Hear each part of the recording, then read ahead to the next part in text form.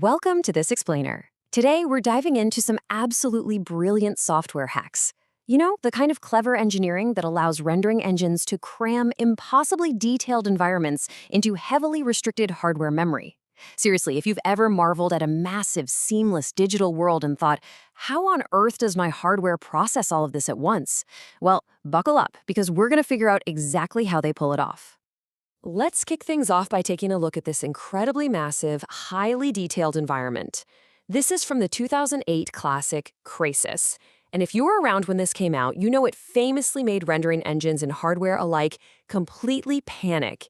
I mean, just look at the sheer density of the foliage, the ultra-realistic terrain, and those huge draw distances.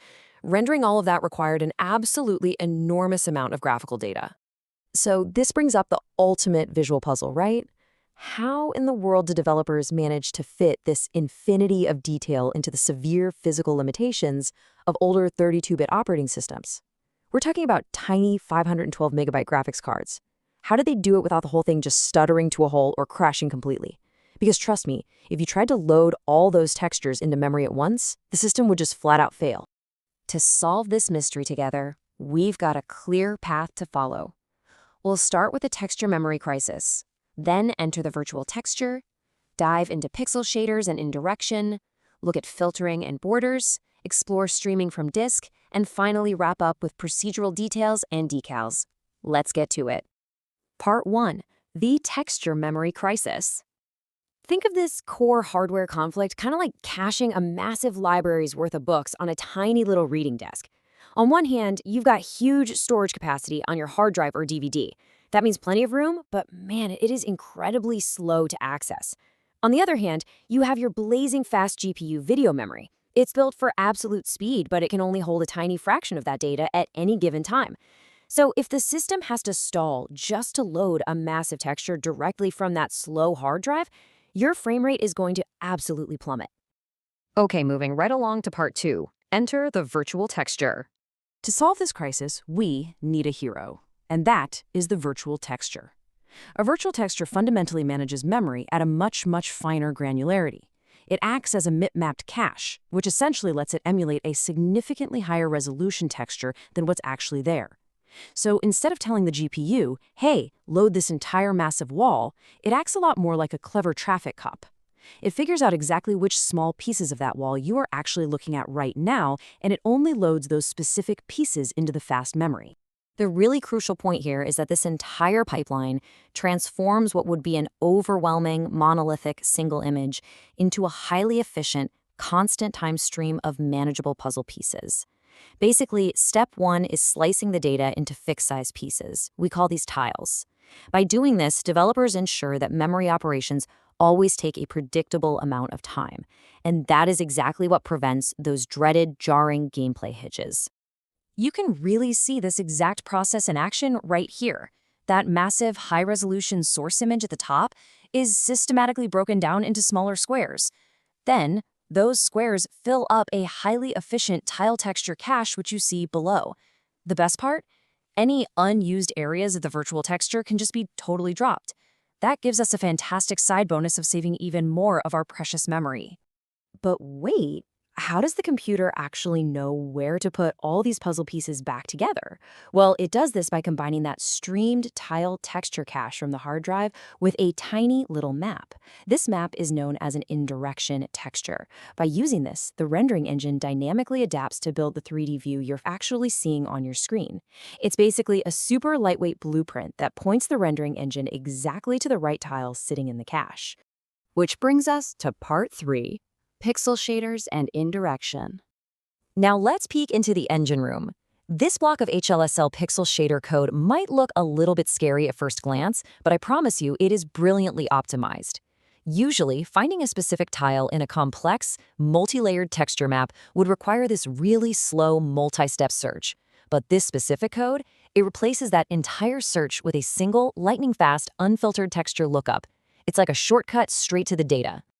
So let's translate that heavy code into plain English. It's essentially just doing simple math with constants to instantly find the right visual data. It grabs the scale and the 2D offset from that blueprint map we mentioned earlier, and then it computes exactly where in the physical cache your specific pixel lives. This is how it maintains those buttery smooth frame rates, because it makes texture cache misses incredibly rare. It's just a remarkably elegant mathematical shortcut, and it runs for literally every single pixel on your screen without you ever even noticing. Let's move on to part 4, filtering, borders, and fixes. 4. That is the exact number of border pixels that developers have to deliberately add around a single tile. Now you might be wondering, why exactly 4? Well, it's because modern texture compression, specifically DXT block compression, compresses images in 4x4 pixel grids. If you don't provide a full 4-pixel buffer to bridge the gap between two tiles, the compression algorithm just guesses wrong. And if that happens, you end up with these glaring, ugly visual seams tearing right across your beautiful digital landscape. And honestly, this perfectly highlights the immense trade-offs you have to make in game development. Adding that 4-pixel border actually breaks the standard power of 2 memory alignment that graphics cards absolutely love. And yeah, it undeniably wastes memory. But we deliberately sacrifice that memory efficiency here for one very good reason: to ensure you, the player, see a perfectly smooth, artifact-free image. It allows the engine to use built-in, highly efficient, hardware-level bilinear filtering to smooth out the pixels, rather than having to write really slow custom code to do the exact same thing. Next up, part 5, streaming from disk. Now, once we have those tiles perfect, we have to pull them from the hard drive fast enough to trick the human eye. Because normal operating system data caching would cause variable latency and awful frame rate hitching, developers have to bypass it entirely. You just simply can't trust the OS to decide when to stream your critical graphics data. Instead, engineers use direct hardware access. They calculate microscopic disk alignment literally down to matching the precise 4K to 32K cluster sizes of the physical hard drive.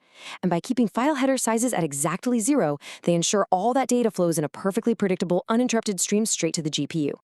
There's a great quote from AMD's modern Radeon ProRender architecture notes that says, "The streaming architecture optimized in a domain-specific way effectively reduces memory traffic." I love this because it perfectly bridges those 2008 Crytek breakthroughs right to the present day.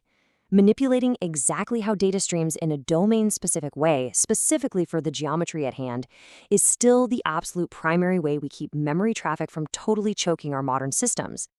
Finally, we arrive at part 6, procedural details and decals. Let's look at the ultimate visual payoff for all this underlying math. You can clearly see the difference here. On one side, we've got your standard repetitive terrain material blending. I mean, it works, but it can look pretty generic and tiled.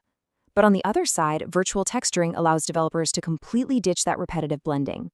Instead, they can literally bake incredibly rich, non-repeating details directly into the world. Stuff like complex tire tracks, sandbags, and unique dirt smudges on a road. So why does all of this actually matter to you as an enthusiast?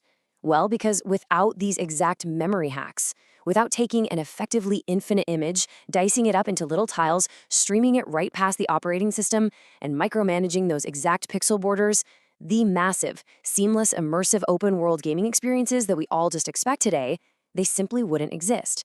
This tech shifts all that heavy graphical lifting offline, which is what keeps your runtime rendering performance perfectly smooth. It really is a fascinating look under the hood, isn't it? It just goes to show us that what we perceive as a vast, continuous reality on our screens is, in fact, a perfectly choreographed illusion, streamed piece by piece directly to our eyes. Which really leaves us with one final thought. If 2008 hardware could fake infinity using these tricks, just how many clever software illusions is your modern GPU pulling off right this very second? Thanks for joining me on this explainer. I'll see you next time.